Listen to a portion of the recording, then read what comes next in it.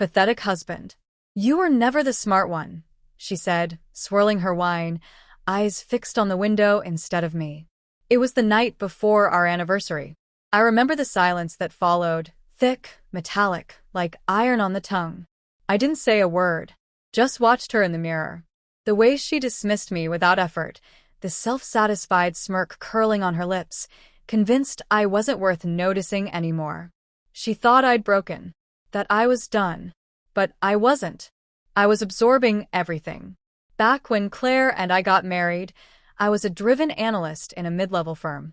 Hungry. Sharp. She was electric, clever, assertive, always in command. I worshipped her. Not loved, worshipped.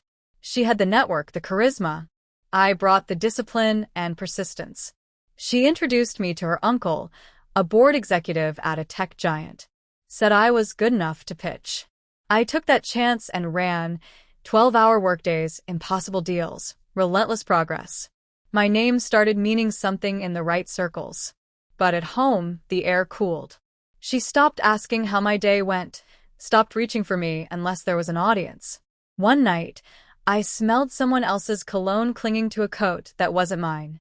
Then came the second phone, hidden behind a pile of old towels in the linen closet. Still, no accusations. Just silence. Watching. Noticing. She believed I was oblivious. The way she tensed when I entered the room, how her passwords changed without a word, the giggles echoing down the hallway during her midnight calls. I caught every detail. The prenup, buried in legal jargon, had a single clause that mattered.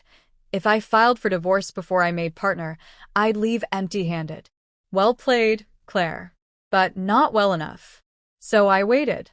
Acted blind. Let her believe I was defeated. Her lover, a startup founder, once liked her beach photo from our romantic getaway, not realizing I'd already cloned her phone.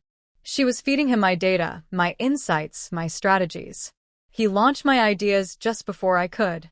She was siphoning everything I built, molding her new man out of my blueprints.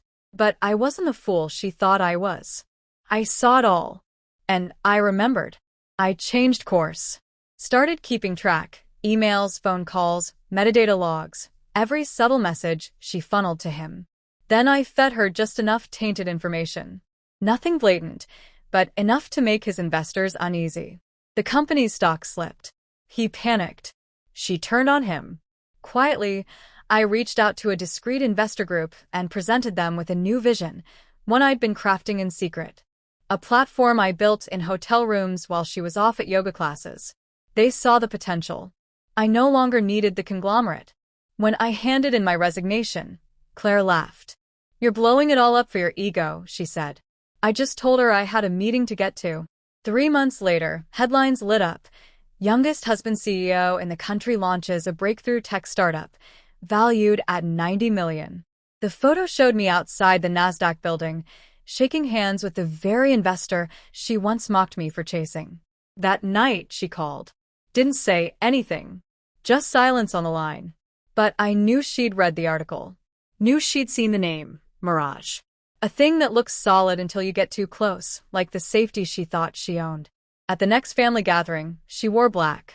Pale, quiet. Her aunts came straight to me, beaming, kissing cheeks, laughing too loud. Then my car pulled in. A silver Rolls-Royce, smooth and silent. She stood on the porch, stiff. I walked past her, sunglasses on. She mumbled something I didn't catch, except the end. Never the smart one. No, I said. Just the patient one. 2 weeks later, she filed for divorce. I didn't fight it. She thought she'd built the perfect prenup.